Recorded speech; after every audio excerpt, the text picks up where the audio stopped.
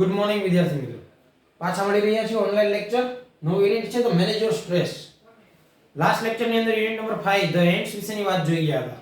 તેમનો behaviour, પીટના behaviour વિશેની વાત જોઈ હતી, ફાર્મિંગ એન્ડ્સ વિશેની વાત જોઈ હતી, cow and milk, red ants, black ants and the driver ants. Last one સૌથી ગ્રીસિયસ એન્ડ હતી, એમના વિશેની વાત જોઈ ગયા હતા. હવે આવે છે મેનેજ યોર સ્ટ્રેસ ઉપર. એમની સ્ટોરી જોઈએ એમ પહેલા એમની પ્રીટાસ, થોડી ઇન્ટરેસ્ટિંગ પ્રીટાસ છે, એમના વિશે વાત કરી રહી. Pretas જોજો. Unit number 3.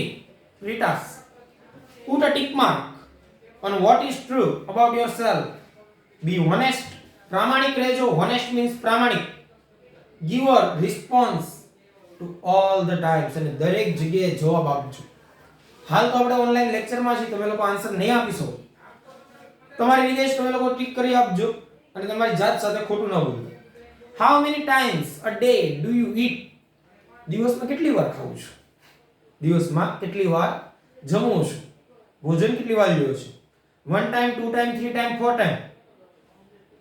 અમુક લોકો માટે આમાંનાથી બહુ વધી જતું હશે.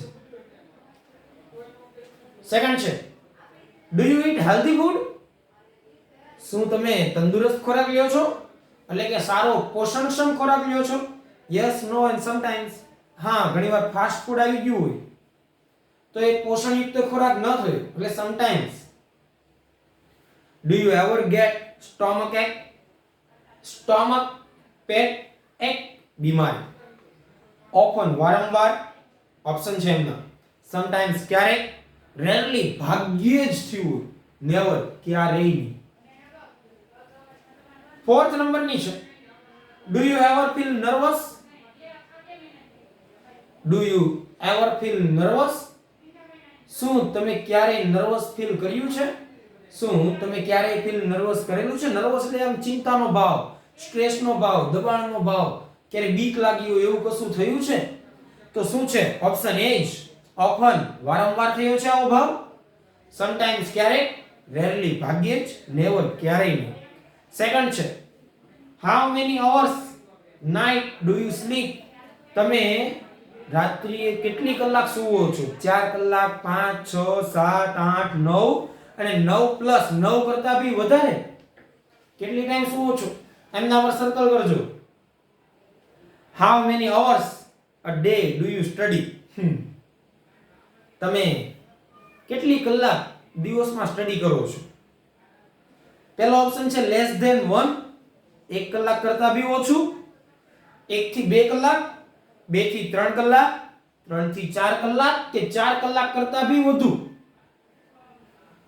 7th નંબર છે, do you have any academic pressure? Academic means શૈક્ષણિક લેવલ. એકેડેમિક મીન્સ શૈક્ષણિક લેવલ. યસ, અ લોટ, ઘણું બધું. નો, નોટ મચ, એટલું બધું નહીં, કે સમ, થોડું. એકેડેમિક પ્રેશર દરેક સ્ટુડન્ટને હોય છે, બટ એકેડેમિક પ્રેશરને પોઝિટિવ વેની અંદર કઈ રીતના લેવું એ શીખવાની જરૂરી છે. એકેડેમિક પ્રેશર દરેક સ્ટુડન્ટ ઉપર આવવાનું છે, કારણ કે એનું કાર્ય છે. દરેક કાર્ય સંપૂર્ણ વેની અંદર જો પરફેક્ટ વેની અંદર કરશો તો એકેડેમિક પ્રેશર નહિવત જેવું હશે. જો તમે દરેક કાર્ય તમારું પરફેક્ટ વેની અંદર નહીં કરો તો એકેડેમિક પ્રેશર લોટ ઓફ હશે. Do you feel any pressure from parents, family or work? શું તમને કઈ બી પ્રકારનું પ્રેશર આવે છે પેરેન્ટ્સ પાસેથી, એટલે કે માતા પિતા પાસેથી, ફેમિલી એટલે કે તમારા સગા સંબંધીઓ એમની પાસેથી, ને બીજું કોઈ તમે જે કાર્ય કરતા હોય એનું કોઈ પ્રેશર તમારા ઉપર આવે છે? તો એમાં બી ઓપ્શન એ છે, યસ અ લોટ, બહુ બધું. નો, નોટ મચ, ઘણું બધું નહીં. સમ, થોડું.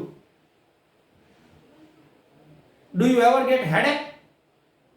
શું તમને ક્યારે માથું દુખ્યું છે? હેડેક, માથાનો દુખાવો. ઓફન, વારંવાર. સમટાઈમ્સ, ક્યારેક. રેરલી, ભાગ્યે જ. નેવર, ક્યારેય નહીં. Do you play any sport or do any exercise? શું તમે કોઈ સ્પોર્ટ રમો છો or એક્સરસાઇઝ કરો છો? એક્સરસાઇઝ તો નથી ખ્યાલ, પણ સ્પોર્ટ તો રમતા જ હશો. તેમાં ઓપ્શન છે ઓફન, વારંવાર રમો છો. સમટાઈમ, ક્યારેક ક્યારેક રમો છો. રેરલી, ભાગ્યે જ રમો છો કે ક્યારેય નહીં. એમના વિશેની વાત છે. હવે વાત છે unit 3 read 1 manage your stress. Manage એટલે નિયંત્રિત કરવું, યોર સ્ટ્રેસ તમારો તણાવ. હાલની આ ટેકનિકલ લાઈફ, હાલની આ મોડર્ન લાઈફની અંદર દરેક વ્યક્તિઓ પાસે ખૂબ જ તણાવ છે. દરેક વ્યક્તિ ખૂબ જ તણાવપૂર્ણ જીવન જીવી રહ્યું છે. દરેકને કોઈક ની કોઈક જગ્યાએ ક્યાંક ને ક્યાંક કોઈના કોઈ વેની અંદર તણાવ મળે જ છે. અને વ્યક્તિ બી એટલો ડિપ્રેસ થઈ જાય છે. અને કશું તણાવ ન હોય તો બીજા લોકોને સુખી હેપી જોઈને માણસ પોતે તણાવ મહેસૂસ કરે છે. એટલે મેનેજ યોર સ્ટ્રેસ વિશેની વાત છે. તમારા સ્ટ્રેસને નિયંત્રિત કઈ રીતના કરવું. તમને લાગતું હશે આ સ્ટ્રેસ તો થોડોક સમયનો મહેમાન છે, ચાલ્યો જાય પછી શું છે, તો આ લાઈફને ઘણું બધું નુકસાન પહોંચાડે છે. આ આપણી જિંદગીને એકદમ ચીડિયું ઇરિટેટ બનાવી દે છે. વાતે વાતે આપણે એંગ્રી થઈ જાય છે, ગુસ્સે થઈ જાય છે. આવી બધી વસ્તુઓ થાય છે. એટલે જ આ યુનિટ આપેલો છે મેનેજ યોર સ્ટ્રેસ વિશે. આપણા તણાવને કઈ રીતના નિયંત્રિત કરવું. કારણ કે આ એક વર્ષ બાદ તમે એક સોશિયલ લાઈફની અંદર આવવાના છો. તમે સ્કૂલ લાઈફથી બહાર નીકળવાનો છો. ઘણી બધી રિસ્પોન્સિબિલિટી, જવાબદારીઓ તમારી ઉપર આવવાની છે. તો એ તમારા સ્ટ્રેસને કઈ રીતના નિયંત્રિત કરવું એમના વિશેની વાત છે. ને એ વિશે જોવાનું છે. હવે આમાં અલગ અલગ પદ્ધતિઓ છે, અલગ અલગ એક્ઝામ્પલ છે. જસ્ટ લાઈક આપણે એક્ઝામ પ્રેશર, એક્ઝામનો સ્ટ્રેસની વાત કરીએ છીએ. એક્ઝામ સ્ટ્રેસ કઈ રીતનો હોઈ શકે તો સમજજો. ઘણીવાર આપણે ઘણું બધું વાંચેલું હોય છે, બહુ એટલે બહુ જ વાંચેલું હોય છે. બટ જ્યારે એક્ઝામ દેવા માટે જઈએ ને તો એ વાંચેલામાંથી ઘણી બધી વસ્તુઓ ભૂલાઈ ગઈ હોય છે. એની પાછળનું કારણ શું છે? તો આ તમારું મગજ છે. મગજની અંદર તમે બહુ બધી ઇન્ફોર્મેશન સ્ટોર કરેલી છે આમની અંદર. પણ જેવા એક્ઝામ રૂમની અંદર તમે પ્રવેશો છો ને ત્યાં માઇન્ડની અંદર એક ફિયર આવી જાય છે, ઊભો એક ડર આવી જાય છે. મેં જેટલું વાંચેલું છે એની બહારનું પૂછાશે તો, મારું પેપર ખરાબ જશે તો, પેપર અઘરું આવશે તો, આવો એક ફિયર આવે છે. એના કારણે શું થાય છે, તમે જે વાંચેલું હોય છે ને એની આગળ એક બેરિયર ઊભો થઈ જાય છે, એક બંધ ઊભો થઈ જાય છે. જેના થકી તમે જે કંઈ બી વસ્તુઓ વાંચેલી છે ને એ તમને લોકોને યાદ નથી આવતી. એની પાછળનું કારણ આ સ્ટ્રેસ છે. એના કારણે ઘણું નુકસાન થાય છે. અને એના કારણે તમે તમારું પેપર બી સરખી રીતે નથી આપી શકતા. ઘણીવાર સ્ટ્રેસ કેનો હોય છે? કાર્યનો, વધારાનું વિચારીને. જસ્ટ ફોર એક્ઝામ્પલ જોઈએ, તમને શિક્ષકે ગઈકાલે હોમવર્ક આપેલું છે અને શિક્ષક ખૂબ જ સ્ટ્રિક્ટ છે. તમે હોમવર્ક કરેલું છે તમે ભૂલી ગયા છો. હવે શિક્ષકનો લેક્ચર નંબર 5 છે. એની પહેલા 4 લેક્ચર બીજા આવવાના છે. તમે પહેલા લેક્ચર થી જ એ 5મા લેક્ચર વિશેનું વિચારતા હશો, એ હું આજે હોમવર્ક ભૂલી ગયો છું, ટીચર શું પનિશમેન્ટ આપશે, યા વોટએવર કન્ડિશન શું થશે. એના કારણે તમે પહેલા 4 લેક્ચરની અંદર પૂરેપૂરું કોન્સન્ટ્રેશન પૂર્વક બોર્ડ ઉપર ધ્યાન આપશો નહીં. એના કારણે થશે શું? એ 5મા એક લેક્ચરને કારણે તમારા ઉપરના 4 લેક્ચર બગડ્યા. એ ચારેય લેક્ચરમાં શું ભણાવ્યું, તમે શું ભણ્યા, કશું તમને આઈડિયા નથી. અને એ 5મા લેક્ચરના સ્ટ્રેસના કારણે તમે 4 લેક્ચર બગાડ્યા. ને મે બી 5મા લેક્ચરમાં ટીચર પનિશમેન્ટ જ નહીં આપે. તમે ખુશ તો થઈ ગયા પણ તમને કેટલું ડેમેજ છે તમે અનુભવતા નથી. 4 લેક્ચર તમારા એક આ નાના એવા સ્ટ્રેસના કારણે બગડ્યા. એની કરતા બેટર છે, કન્ડિશન એક થઈ ગઈ છે. તમે સ્ટાર્ટિંગમાં આવ્યા છો, બુક ભૂલી ગયા છો, જે થવાનું છે 5મા લેક્ચરમાં થવાનું જ છે. તમે અત્યારે વિચારશો કે નહીં વિચારો, 5મા લેક્ચરમાં જે વસ્તુ થવાની છે થવાની જ છે. તો એ 5મા લેક્ચર ઉપર છોડી દો. પહેલા 4 લેક્ચર પૂરેપૂરા કોન્સન્ટ્રેશન પૂર્વક સમજો, ભણો. એવું કરો. પાઠની અંદર એ લાઈન બી કીધેલી છે, whatever happens it happens. જે કંઈ બી થવાનું છે ને એ થશે જ. એના વિશે ચિંતા કરીને કશું કામ નથી. જો તમે તેના વિશે ચિંતા કરશો તો તમારું જ ઉલટાનું બગડશે, એવી વાત છે. સેકન્ડ, બહુ બધી પ્રવૃત્તિઓ આપેલી છે સ્ટ્રેસ મેનેજમેન્ટ માટેની. 1 to 9 કાઉન્ટડાઉન છે. સેલ્ફ હિપ્નોસિઝમ એટલે કે આપણી જાતને જાતે જ હિપ્નોસાઇઝ કરવાની છે, આપણી જાતને જ આપણે નિયંત્રિત કરવાની છે. સ્ટ્રેસમાંથી કઈ રીતના દૂર કરવું. સેલ્ફ મોટિવેશનની છે, સેલ્ફ એન્હાન્સમેન્ટ વિશેની છે, અવેરનેસ વિશેની છે. આવી અલગ અલગ પ્રવૃત્તિઓ છે. એક્સરસાઇઝ છે, પાઠની અંદર જ અલગ અલગ એક્સરસાઇઝ છે, એમના વિશે બી માહિતી મેળવવાની છે. પાઠની શરૂઆત કરીએ. Manage your stress. સ્ટ્રેસને મેનેજ કરવાનો છે, નિયંત્રિત કરવાનો છે. પહેલો ટોપિક છે સ્ટ્રેન્થિંગ એટલે મજબૂત બનાવી. સ્ટ્રેન્થિંગ એટલે મજબૂત બનાવી. સ્ટ્રેન્થિંગ ધ મેન્ટલ ફ્લેક્સિબિલિટી. મગજની જે ક્ષમતા છે એને એકદમ મજબૂત બનાવવાની છે, એવી વાત છે. Mind, emotions and body. Mind, emotions and body are all closely interlinked and always work together. શું કહે છે? માઇન્ડ, મગજ, આપણા અલગ અલગ ઇમોશન્સ, ભાવનાઓ, એન્ડ બોડી, આપણું શરીર આર ક્લોઝલી ઇન્ટરલિંકેડ. ઇન્ટરલિંકેડ મીન્સ જોડાયેલા. ઇન્ટરલિંકેડ મીન્સ જોડાયેલા. આ બધા જ એકદમ નજીક જોડાયેલા છે. એન્ડ ઓલવેઝ વર્ક ટુગેધર, અને હંમેશા સાથે જ કામ કરે છે. અને હંમેશા સાથે જ કામ કરે છે. એક્ઝામ્પલ જોઈએ. જો તમે માઇન્ડથી હેપી હો ને તો બોડી બી એકદમ ફ્રેશ છે, તમે એકદમ સારું કાર્ય કરી શકો છો. બટ તમને હેડેક હોય, માથાનો દુખાવો હોય, સ્ટોમક એક હોય, ફીવર હોય, તો તમારું બોડી બી એકદમ લૂઝ ફીલ કરશે, એટલે કે તમે સરખું કાર્ય નહીં કરી શકો. માઇન્ડ બી સરખી રીતે ચાલશે નહીં. ઇમોશન્સ બી અલગ અલગ હશે. ઘણીવાર તમારા માઇન્ડ ઉપર સ્ટ્રેસ હશે, વર્કનું દબાણ બહુ બધું હશે, માઇન્ડ ઉપર સ્ટ્રેસ હશે, તો તમારા ઇમોશન્સ ચેન્જ થઈ જશે, તમે વાતમાં ગુસ્સે થઈ જશો. બોડી બી સરખી રીતે કાર્ય કરશે નહીં, ક્યાંક ને ક્યાંક મિસ્ટેક થતી રહેશે. એટલે આ માઇન્ડ, બોડી અને ઇમોશન્સ આ બધા એકદમ ક્લોઝલી ઇન્ટરલિંકેડ છે, જોડાયેલા છે, અને હંમેશા સાથે જ કાર્ય કરે છે. It helps you distinguish means છૂટું પાડવું. Distinguish means છૂટું પાડવું. Them more clearly if you try to understand them separately. It helps you distinguish them more clearly if you try to understand them separately. અલગ અલગ તમે સરળતાથી આમને સમજી શકશો. તમે આમને સરળતાથી સમજી શકશો જો આ ત્રણેયને તમે છૂટું પાડવાની કોશિશ કરશો ને તો. સેપરેટ મીન્સ છૂટું પાડ. તમે સરળતાથી દરેક વસ્તુ સમજી શકશો જો આ માઇન્ડ, બોડી અને ઇમોશન્સ ને સેપરેટ અલગ કરશો ને તો. યોર મેન્ટલ કેપેસિટી, માનસિક ક્ષમતા, are your ability to concentrate. તમારી માનસિક ક્ષમતા શું છે? તમારી સક્ષમતા દર્શાવે છે કોન્સન્ટ્રેટ કરવાની, ધ્યાન કેન્દ્રિત કરવાની. To take in a new information, કઈ રીતની છે? જોજો, તમારી મગજની ક્ષમતા ધ્યાન કેન્દ્રિત કરવાની છે. બીજી મેન્ટલ કેપેસિટી શું છે? કે to take in a new information, નવી માહિતી મેળવવાની. તમારું મગજ દરરોજ ને દરરોજ નવી માહિતી મેળવે છે, નવો એક્સપિરિયન્સ લે છે. Two remember old and new information, નવી અને જૂની માહિતી યાદ રાખવાનું કાર્ય મગજ કરે છે. નવી અને જૂની માહિતી યાદ રાખવાનું કાર્ય મગજ કરે છે. And to be in position to think logically, અને કેવી પોઝિશનમાં હોય છે? એકદમ તર્ક વિકર્ક વાળું લોજિકલ વે ની અંદર વિચાર કરી શકે. લોજિકલ મીન્સ તાર્કિક. તમારું મગજ એક તાર્કિક વિચાર કરી શકે છે. જસ્ટ ફોર એક્ઝામ્પલ, એક ગરમ તપેલી છે, તમે પહેલા એને એકવાર અડીને તમે દાજી ચૂક્યા છો, એ જૂની માહિતી થઈ ગઈ. અઠવાડિયે, 2 અઠવાડિયા, મહિના બાદ એ ગરમ તપેલીને તમે પાછા નહીં અડો, કારણ કે તમારું મગજ એક તાર્કિક વિચાર કરશે, એને જૂની માહિતી યાદ હશે. રિમેમ્બર ધ ઓલ્ડ મેમરી, એવી વાત જોઈએ. એમને જૂની માહિતી યાદ હશે, એટલે તમને એ ચેતવશે, વોર્નિંગ આપશે, ભાઈ આમને ન અડતો, આનાથી આપણે દાજી ગયા હતા. એટલે આપણી મેન્ટલ કેપેસિટી શું છે? કોન્સન્ટ્રેટ કરવાની, ધ્યાન કેન્દ્રિત કરવાની, નવી ઇન્ફોર્મેશન મેળવવાની, જૂની મેમરી અને નવી મેમરી યાદ રાખવાની. અને આ બંનેના સુમેળથી, હાર્મોનીથી આપણે લોકો એક લોજિકલ વે ની અંદર કાર્ય કરી શકીએ છીએ. બીજું લોજિકલ સેન્ટેન્સ લઈએ તો લાસ્ટ મોન્સૂનની સિઝનમાં આપણે રેનકોટ જોડે લઈ જતા ભૂલી ગયા હતા, એના કારણે આપણે પલળ્યા હતા, આપણે ભીના થઈ ગયા હતા, એનાથી આપણને કોલ્ડ, શરદી થઈ ગઈ હતી, ફીવર આવી ગયો, તાવ આવી ગયો. તો હવે આ મોન્સૂનની સિઝનમાં આપણે લોકો એ જૂની મેમરીને યાદ કરશું કે રેનકોટ દરરોજ હવે જોડે રાખવાનું. આ એક લોજિકલ સિસ્ટમ છે. આગળ you need your mental capacity in order to study. તમારે આ માનસિક ક્ષમતાની તમારે ક્યાં જરૂર પડશે?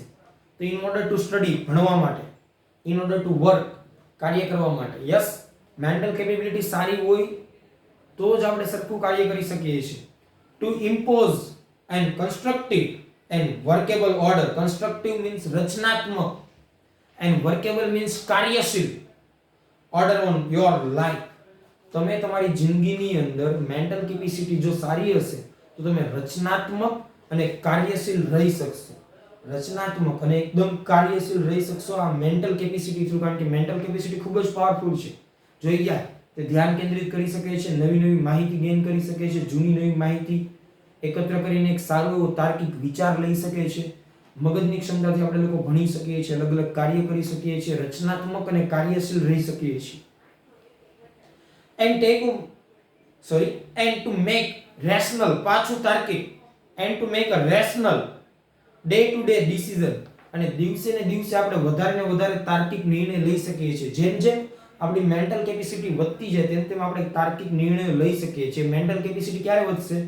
દરરોજના એક્સપિરિયન્સ થી, નવી નવી માહિતી મેળવવાથી આવી રીતના આપણી મેન્ટલ કેપેસિટી વધી શકશે. ફોર એક્ઝામ્પલ આપેલું છે, જોજો. If you had to choice of walking to work or taking the car, તમારી પાસે એક ચોઈસ છે, કારમાં જવું કે ચાલીને જવું.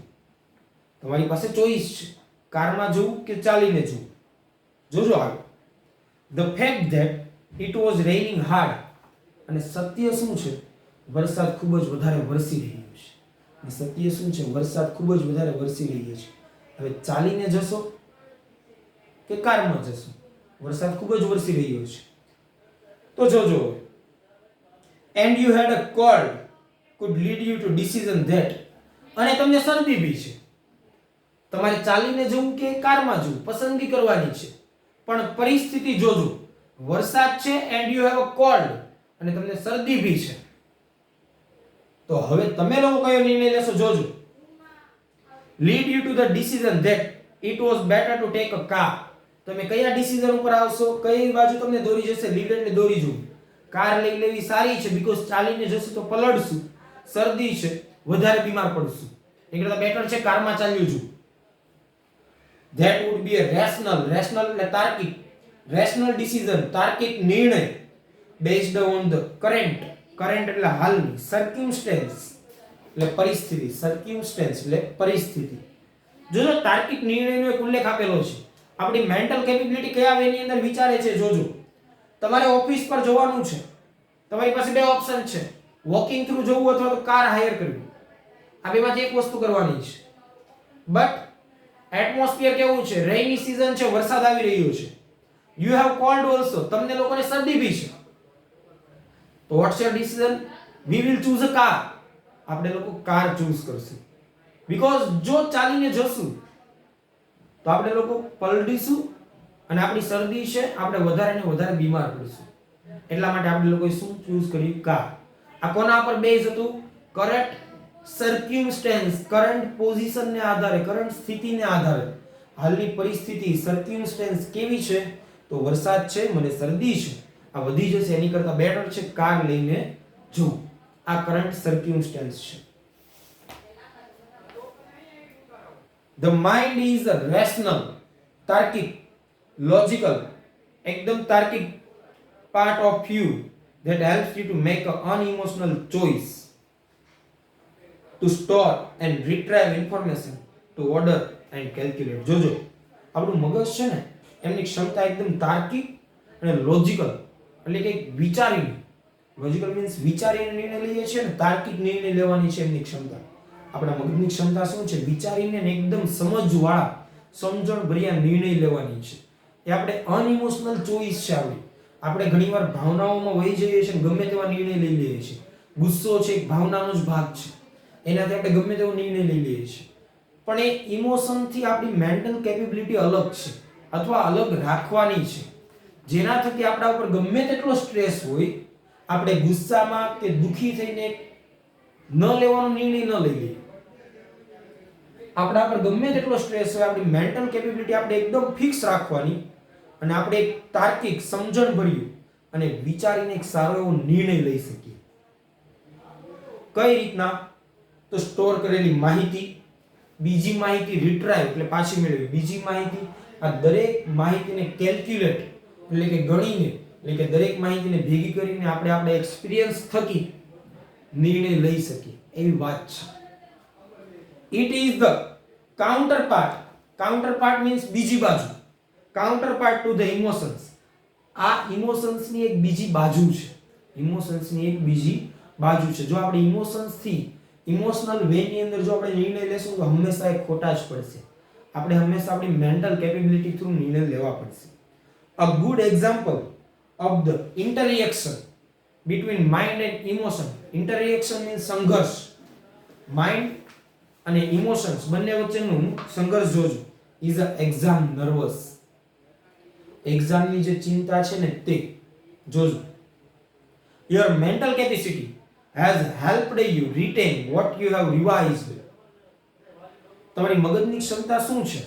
જોજો, યોર મેન્ટલ કેપેસિટી, મગજની ક્ષમતા has helped you to retrieve. Retrieve એટલે પાછું મેળવવું. વોટ હેવ યુ રિવાઇઝડ, તમે જે કંઈ બી વાંચ્યું હોય પહેલા એ તમારું મગજ યાદ રાખે છે ને તેને પેપરમાં લખવા માટે તમને મદદ કરે છે. યુ નો યોર સ્ટફ, તમે તમારી મહેનત જાણો છો. સ્ટફનું કોઈ ગુજરાતી નહીં થાય પણ એક મહેનત જેવું થશે. But when you enter the exam room, પરંતુ તમે જ્યારે એક્ઝામ રૂમની અંદર પ્રવેશશો and start getting emotional by expecting difficulty and imagine a failure. તમને તમારો સ્ટફ ખ્યાલ છે, તમને તમારી હિંમત ખ્યાલ છે, મેં આટલું બધું વાંચ્યું છે, દરેક વસ્તુ હું રીટ્રાય કરી લઈશ મારા મગજની ક્ષમતા થકી. બટ જ્યારે તમે અંદર પ્રવેશો છો, એક્ઝામ હોલની અંદર પ્રવેશો છો, તમે ઇમોશનલ થઈ જાવ છો. કેવી રીતના ઇમોશનલ? લાઈક ફિયર આવી જાય છે. એ પેપર ડિફિકલ્ટ હશે તો, હું ફેલ થઈશ તો, મારા ઓછા માર્ક્સ આવશે તો. આ એક ઇમોશનલ છે. કયું ઇમોશન છે? ડરનું ઇમોશન છે. એનાથી શું થશે જોજો. ઓલ ઓફ અ સડન, અચાનક, એકાએક, the careful stored information is no longer available. મગજમાં જે માહિતી સ્ટોર કરેલી હશે ને એકદમ કાળજીપૂર્વક, એ લાંબી રહેશે નહીં. Your emotion have barred. Barred એટલે બંધ બાંધવું. Your emotion have barred the way to your inner information store. તમારા મગજની અંદર, ઇનર મીન્સ અંદર, જે ઇન્ફોર્મેશન, માહિતી સ્ટોર કરાયેલી હશે ને, આ ઇમોશનલ તેની સામે બંધ ઊભો કરી દેશે. એ માહિતીને બહાર આવવા જ દેશે નહીં, જેથી તમે જે કંઈ બી વાંચેલું હશે ને એ દરેક વસ્તુ ભૂલાઈ જશે. એટલે જ બેટર કહે છે પેપર દેવા જાઓ ને તે શાંત મગજે જાઓ ને સહેજ બી ચિંતા ન કરો. જેટલું વાંચેલું હશે એટલું તમે આરામથી લખી શકશો. એટલે જ પેપર દેતી સમયે સહેજ બી ચિંતા ન કરવી જોઈએ, સહેજ બી ડર ન રાખવો જોઈએ. પેપર શાંતિપૂર્વક દેવું જોઈએ, નહીં તો આવું થશે. તમારી મેન્ટલ કેપેસિટી ખૂબ જ સારી છે, તમે ઘણું બધું વાંચીને ગયા છો, પણ જેવા એક્ઝામ હોલની અંદર જશો ને એટલે શું થશે? ફિયર આવી જશે. હું ફેલ થઈશ તો, મારે ઓછા માર્ક્સ આવશે તો, પેપર હાર્ડ હશે તો. એના કારણે શું થશે? આ જે માહિતી સ્ટોર થયેલી છે ને માઇન્ડની અંદર, તેની સામે એક બેરિયર ઊભું થઈ જશે, જેનાથી કે આ માહિતી બહાર આવી શકશે નહીં અને તમને કશું યાદ આવશે નહીં. આ હતી એક્ઝામની એક પ્રોસિજર. એટલે આપણને વર્ણવેલું છે માઇન્ડ, બોડી અને ઇમોશન ત્રણેય સેપરેટ હોવા જોઈએ. ત્રણેય ભેગા મળીને કાર્ય કરે છે હંમેશા માટે. એ વાત સાચી છે, પણ ઘણીવાર ઇમોશન્સ અને માઇન્ડની કેપેબિલિટી જ્યારે ભેગા થઈ જાય ને ત્યારે આપણે તર્ક વિકર્ક વગરના નિર્ણય લઈ લઈએ છીએ. ગુસ્સામાં ગમે તેવું ગમે તેને કહી દઈએ છીએ. દુઃખી થઈએ ત્યારે ગમે તેવી વસ્તુ આપણે કરી કાઢીએ છીએ. તો આ વિચાર્યા વગરના નિર્ણયો હોય છે. એટલે આ યુનિટ આપણને હવે આગળના ભાગની અંદર એ જ સમજાવશે કે આપણે કઈ રીતના તાર્કિક વિચારીને એકદમ લોજિકલ નિર્ણય લેવા જોઈએ. ઇમોશનલ વેની અંદર આપણે નિર્ણય લેવા જોઈએ નહીં. આવતા લેક્ચરની અંદર યુનિટને આગળ વધારશું.